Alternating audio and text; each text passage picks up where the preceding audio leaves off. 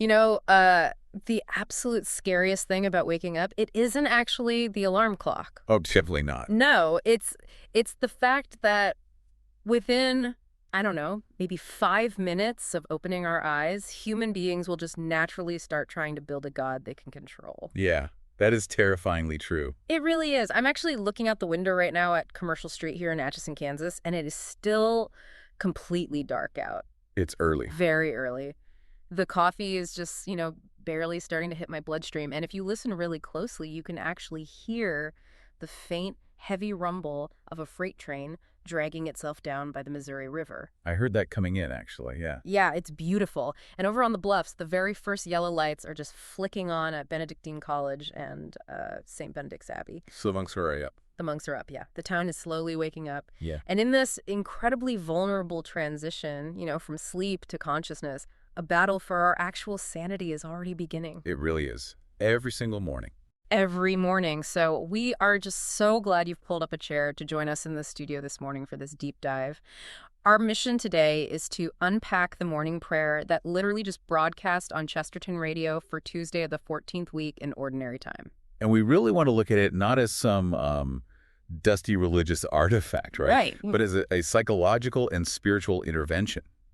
Because that's what it is. It's designed to save us from this modern burnout we're all feeling. It truly is an intervention. And to frame our entire conversation today, we need to establish what we are actually trying to figure out here. Yes, the big question. Exactly. We aren't here to just deliver like a dry theological lecture. Please no. We are looking at these ancient texts, which are, interwoven with these profound Chestertonian reflections.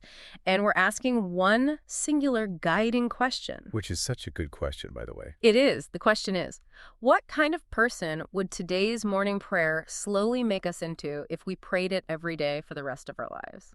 Wow. Yeah, because liturgy, right, repeated prayer, it's essentially a mechanism of habituation. Right. It rewires you. Exactly. It rewires your brain. It alters your ontology, really, your very way of being in the world. I mean, even if you are listening to this right now and you aren't particularly religious, you kind of have to admit that the text we just prayed perfectly diagnoses the exhaustion of our modern age. Oh, it nails it completely. It really does. Today's prayer is just packed with these jarring paradoxes. We're going to look at why convenience is actually terrifying. That's a huge one. Oh, it's massive. And we're going to confront the tragedy of mistaking mere motion for a true pilgrimage. And we're going to wrestle with this deeply humbling reality that the universe does not actually rely on our frantic scrambling to hold it together. Thank goodness. Because it strips away our modern illusions immediately. I mean, it doesn't even let us get our footing before it confronts our pride. Right. And it starts at the most physical, literal level imaginable. We transition from this silent, unconscious state of sleep into the waking world. And what is the very first sentence of the prayer? Lord, open thou my lips. Yes. Lord, open thou my lips, and my mouth shall declare thy praise. I have to say, I've always found this just a little bit strange. Really? How so? Well, why not? Lord, open my mind, or, Lord, awaken my heart. Why focus on the mouth? It feels almost uncomfortably embodied, right? Yeah, I get that. Yeah. But that physical focus is precisely the point. Okay, unpack that a bit. Well, we tend to think of ourselves as basically brains on sticks, right? Purely intellectual creatures. But ancient wisdom understands embodied cognition. Embodied cognition. Right. The idea that our physical actions don't just reflect our inner state, they actively create it. The mouth is the gate. Think about it. When you wake up, what is your natural, unguided inclination? Oh, to complain immediately. Exactly. I groan about the alarm. I start listing everything that's going to go wrong today. I literally mentally argue with a coworker I haven't even seen yet. We all do it. Our default state is this kind of anxious, self-centered noise. So by asking God to open our lips, we are actually acknowledging a profound muteness. Muteness, Yeah. even though we're talking. Yes, because we're admitting that true, meaningful speech that heals, speech that builds up, speech anchored in reality rather than our paranoid projections, that doesn't originate from our own anxiety. Oh, I see. It has to be given to us from the outside. That makes so much sense. And that theme of speech and silence, it just dominates the whole opening. The invitatory praises the Lord who gives speech to the silent. Right. And then the hymn addresses Christ directly, saying, "O Christ, whose word made dumb men sing, whose mercy broke the devil's chain." I think we often romanticize silence today, don't we? Oh, absolutely. We think of it as a luxury retreat. Yeah, a spa day for the mind. But the silence being described here, it isn't the peaceful, contemplative silence of those monks up on the bluff. No. This is the silence of captivity. It's the inability to communicate, to actually relate to another human soul. It's pure isolation. That is so true. And the hymn connects this isolation directly to our own actions. It asks Christ to cast down the idols we have made. Because, as the source text notes in that first Chestertonian meditation, idols render us mute. Okay, yes, this is where the text gets incredibly provocative. The meditation states, and I'm quoting here, "The idol is always practical. Yeah. That is why it is so dangerous." That line is just brilliant. It really is. It says, we want a God small enough to carry and convenient enough to command. It promises to save time and simplify trouble. Which sounds great, right? Right. When I read that this morning, I immediately thought of my smartphone. And I know, smartphones are bad is a bit of a cliche at this point. Sure, but it fits perfectly. It does. Look at the mechanism of action here. The algorithms, the productivity apps, they are the ultimate practical idols. They genuinely save time. They really do. They make my life hyper-convenient. But what is the actual existential result of that convenience? Well, the result is often the exact captivity the hymn describes. Exactly. I find myself sitting in my living room with my family, the people I love most in the entire world, and we are in total, absolute silence. Yeah. The device, which is completely under my control, has essentially borrowed my hands and left me completely mute to the human beings sitting just 3 feet away from me. That is the mechanism of idolatry perfectly articulated. We don't build idols because we want to be villainous, right? We build them because we want to be efficient. Efficient, right. The meditation explicitly says, the idol borrows our hands and leaves us silent. Christ touches our silence and makes us human again. An idol gives us the illusion of control. It makes reality, as the text puts it, portable, predictable, and profitable. But think about what a true relationship actually requires. A true relationship is never portable, predictable, or profitable. No, never. It's messy. It's messy. It's demanding. Yes. The living God, much like a living spouse or a living child, is fundamentally inconvenient. Inconvenient. Wow. That's a great word for it. Because living things are unpredictable.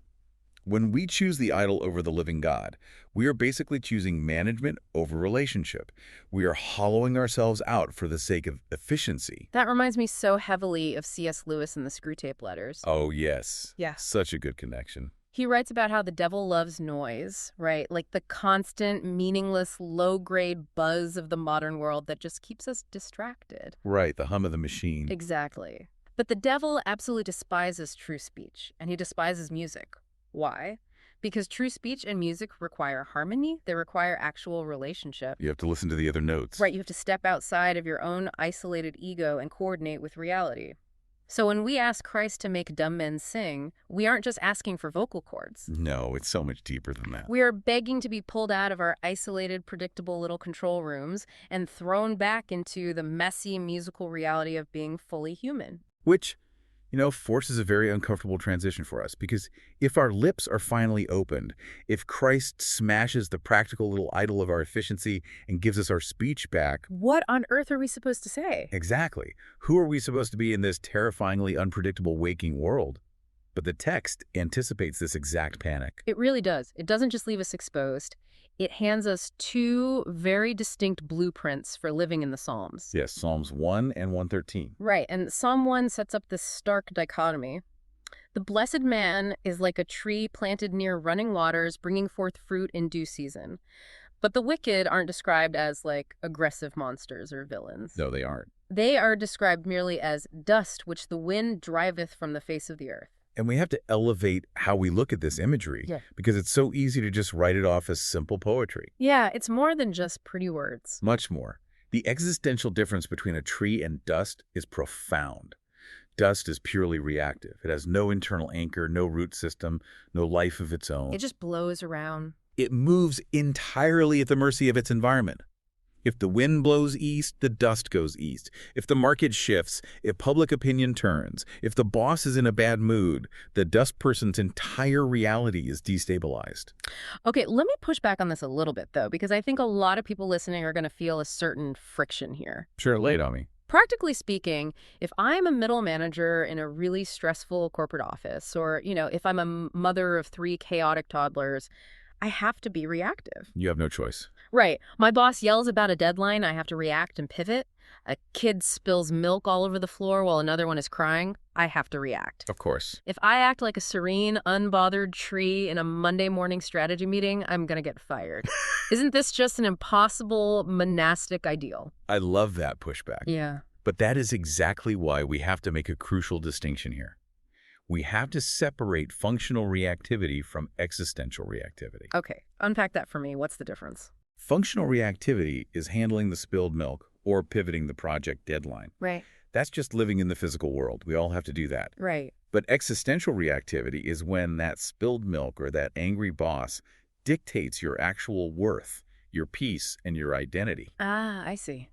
The dust person has no subterranean taproot. Their entire sense of self is violently whipped around by external validation.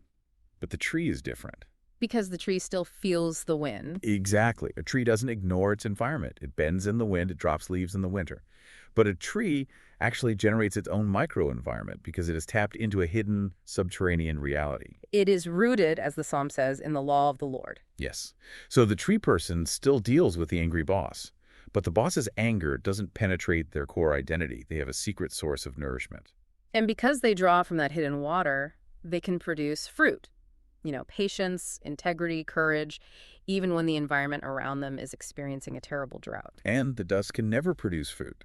It only ever accumulates. Wow, that hits so hard, especially when you look at the second psalm today, Psalm 113, because Psalm 1 is about the tragedy of being purely reactive dust. Psalm 113 takes us deep into the neurological mechanics of how we become dust in the first place. It's a terrifying diagnosis. It describes these idols of silver and gold.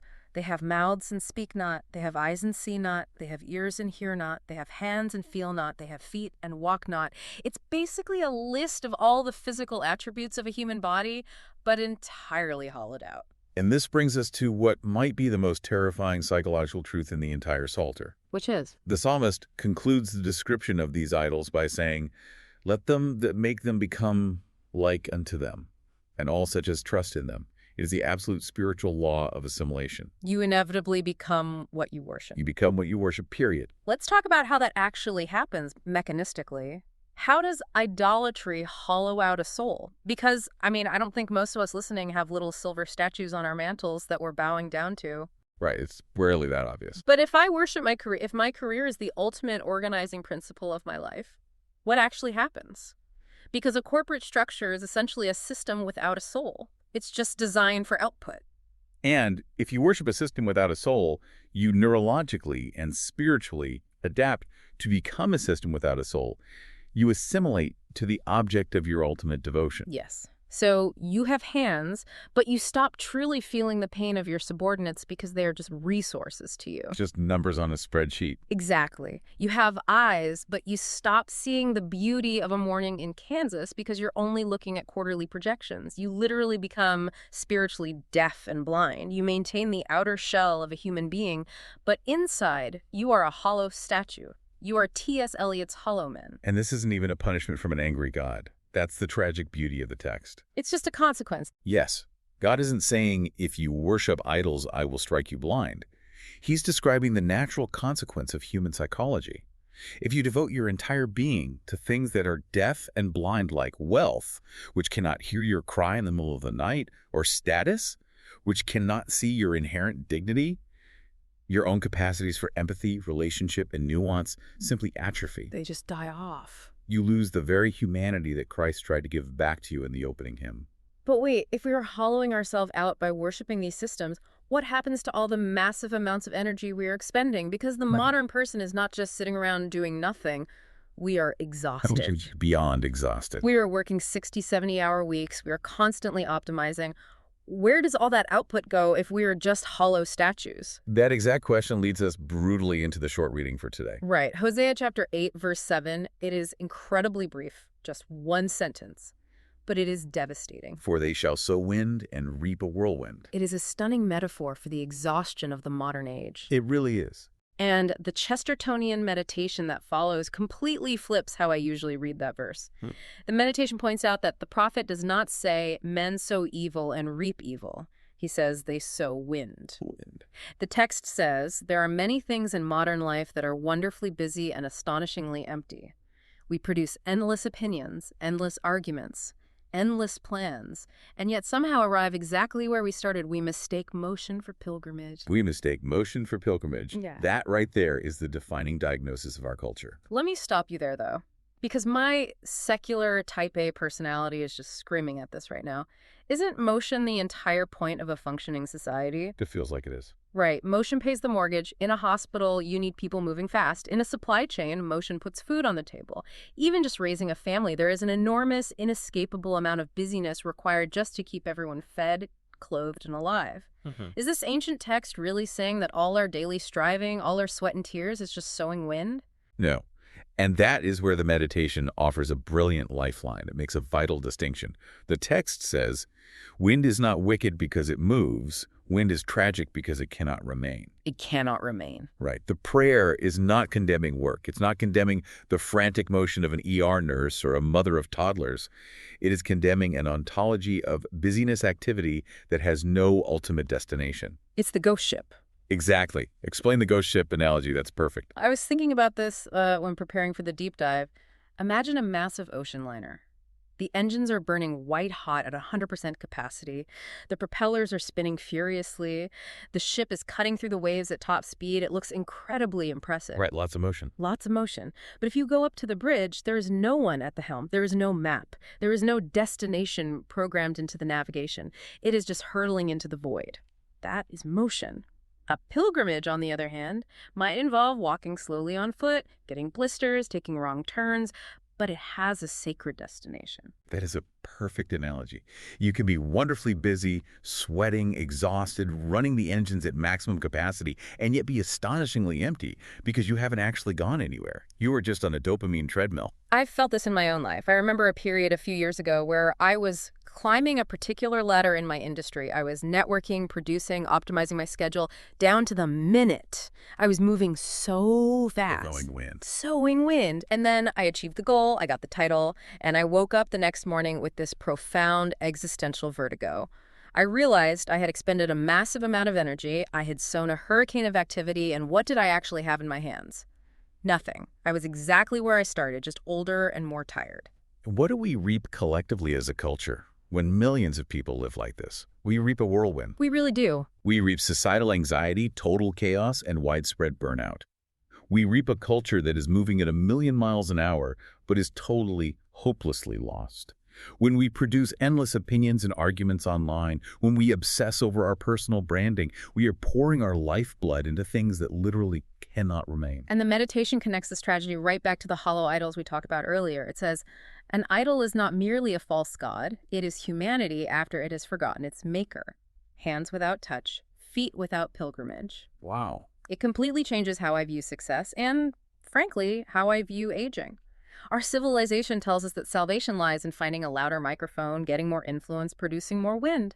But what happens when you retire? What happens when you get sick or your body breaks down and the busyness forcibly stops? If your whole life was just motion, when the motion stops, you cease to exist. You are left with nothing. But the meditation offers the alternative. Christ begins by giving us something worth saying. He gives us relationship. He gives us fidelity, things that remain when the motion stops. And stepping into that alternative requires a radical, almost violent shift in our perspective. Yeah. It requires us to stop seeing ourselves as the primary architects of the universe, frantically trying to build a tower to heaven, and instead recognize our actual place in the cosmos. Which brings us perfectly to the climax of the morning prayer. We turn to the gospel canticle, the canticle of Zachary, and the contrast here is staggering.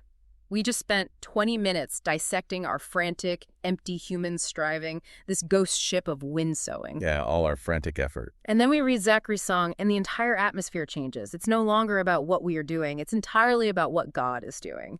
Zachary sings, "Blessed be the Lord God of Israel, because he hath visited and wrought the redemption of his people." Look at the verbs there. He visited, he wrought. The Orient from on high hath visited us. It is God breaking into our darkness. It is not us climbing out of it. I have to pause here because the historical context of Zachary singing this is just too perfect. Zachary, the father of John the Baptist, was a priest. He was serving in the temple, surrounded by all the rituals and busyness of religion, and an angel told him he would have a son. And what did Zachary do? He asked for practical proof. He wanted to manage it. Yes, he acted like a man looking for a convenient idol. And as a direct result of his disbelief, he was struck mute. For 9 months, he was trapped in the exact silence of captivity we talked about at the very beginning of this deep dive. Yes, his lips were completely sealed.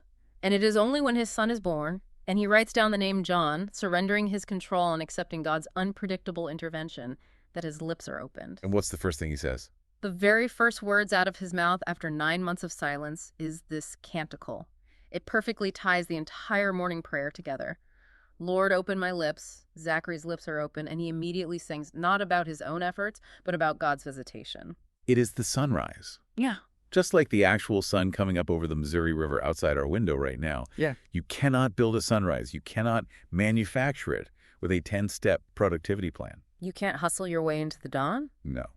You simply have to position yourself, stay awake, and receive it. To direct our feet into the way of peace. Not to make us run faster on the treadmill, but to direct our feet on an actual pilgrimage. And this canticle is framed by a very specific, challenging antiphon today. Yes, the antiphon. It says, "The harvest indeed is great, but the laborers are few. Pray ye therefore the Lord of the harvest, that he send forth laborers into his harvest." This is where the rubber meets the road. This is the practical application of everything we've been discussing today. We asked earlier what it looks like to be a tree planted by running water rather than dust blown by the wind. The answer the text gives is, you become a laborer in the harvest. And this echoes the collect prayer from earlier in the morning, which paints this incredible picture of Jesus looking at the crowds with compassion because they were troubled and cast down as sheep having no shepherd. Notice what he doesn't do.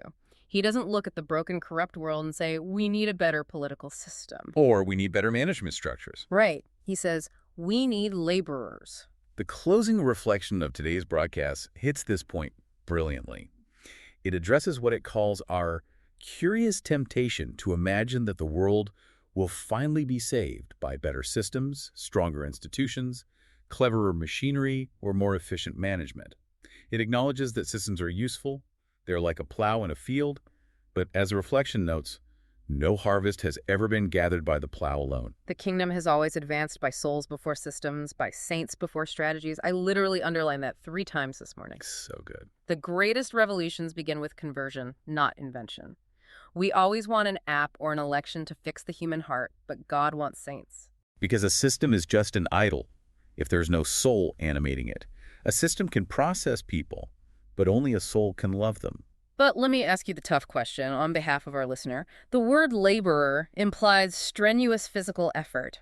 What if you are listening to this right now and you are bedridden? That's a very real situation for many. What if you are deep into your elderly years? Your body doesn't work like it used to, your career is over, and you feel entirely useless to society. What does being a laborer look like when you can't be out there swinging a scythe in the field? That is where we see the absolute beauty of the divine economy, which completely subverts the human economy. In human systems, in the corporate world, if you can no longer physically produce output, you are discarded. You're just let go. You are no longer useful to the machine. You are tossed aside. The source text makes it unequivocally clear that the Lord of the harvest operates on a totally different metric. It says, even the smallest act done in charity, a kind word, an honest task, a hidden prayer, a cheerful sacrifice, is gathered by the master of the harvest, and nothing offered to him is ever lost. Nothing offered to him is ever lost. Think about the sheer weight of that statement. The hidden prayer of a grandmother sitting alone in a nursing home, gripping a rosary that is actual potent, world-shifting labor in this harvest. Yes. The world looks at her and sees inactivity. The world sees uselessness. But the divine economy sees a laborer carrying the weight of souls. It is not empty motion. It is a pilgrimage. Because her hidden prayer is rooted in love, it is eternal. It possesses the substance of reality. It doesn't blow away like the dust of the windsowers. It remains forever. Wow. Having recognized that we are all called to be laborers in this hidden, profound way, the morning prayer naturally shifts into the intercessions. We bring the whole weary, wind-beaten world before the master of the harvest. And look at who the prayer specifically targets. It prays for the church, it prays for vocations, but it also prays very pointedly for those whose hearts have become captive to the idols of power, wealth, comfort, or reputation, that they may discover the freedom found only in the living God. We are literally praying for the people who are currently in the process of turning themselves into those hollow statues from Psalm 113. The people trapped on the ghost ship. Exactly. And then, crucially, we pray for those who cannot speak for themselves. The unborn, the forgotten, the lonely, the persecuted, and those suffering from illness or despair, that Christ may be their voice and consolation. It's the most beautiful, full-circle moment in the liturgy. It really is. Let's unpack that because it genuinely brought tears to my eyes when I read it this morning. Go back to the very first line of the day, Lord, open thou my lips. We started in captivity. We asked God for the gift of speech. Christ broke the devil's chain of our silence. And now, at the climax of the prayer, what are we instructed to use that newfound speech for? To advocate. We don't use it to talk about ourselves. We use it to advocate for the voiceless. God gave us our speech back precisely so that we could speak for those who have been forgotten by the loud, busy, wind-sowing world. That is the essence of Christian charity. The gifts we receive are never meant to be hoarded as personal possessions. If Christ breaks the silence in your life, you are immediately commissioned to use your voice to defend those who are still chained. You become the means by which Christ touches the world. And I think it's vital to point out the profound sense of solidarity embedded in these intercessions. We explicitly pray for all who join us each morning in prayer through Chesterton Radio. If you are sitting in your kitchen right now, drinking your coffee alone, looking out at the dark street, you are not actually alone. Not at all. You are part of a vast, unseen community of laborers scattered across the world, all praying these exact same words today. You are part of a massive, quiet rebellion against the idols of the age. That unseen solidarity is what fortifies us. We aren't fighting this battle in isolation. The concluding prayer beautifully summarizes everything we've just spent the last hour dissecting. It asks God to keep us from fashioning idols for the works of our own hands, and instead to make us steadfast in faith, generous in charity. It asks him to make us ready instruments of thy peace. It asks him to make us trees, not dust. Precisely. So let's bring it all back home. The sun is fully up now over the old houses here in Atchison. The river is glowing, the town is moving, the busyness is starting. What kind of person does this specific morning prayer make us into if we pray it every day? If we actually let these ancient words bypass our defenses and work on our psychology, it makes us into people who simply refuse to be seduced by the loud, anxious wind of modern busyness. It makes us into rooted trees, pulling from a hidden source of water. It makes us into living, breathing laborers who value souls over systems. And it makes us into people who use their God-given voice to advocate for the voiceless, rather than just scrambling for a louder microphone to broadcast our own anxiety. I couldn't agree more. And before we let you go to start your day, we want to give you one simple, tangible practice to take with you, drawn directly from that closing reflection. Today, before you open your laptop, before you check the news, before you step into the chaos of the schedule and ask, what work must I accomplish today? Just pause. Just for a second. Stand there for 3 seconds and ask instead, Lord, how may I be one of thy laborers today? Let one small, hidden act of charity, a kind word to a stressed cashier, an honest task done without complaining, or a quiet prayer for someone you know is in trouble, be your harvest today. Remember the divine economy. Nothing offered to him is ever lost. The day is waiting for us. Let's walk into it not as people frantic for empty motion, but as pilgrims on a journey toward home. Wherever you are this morning, thank you for joining us here at the little station on Commercial Street in Atchison, Kansas. Tomorrow the bells will ring again, the coffee will be hot, and the Psalms will once more remind us that God has been awake long before we were. Until then, may the Lord bless you and keep you.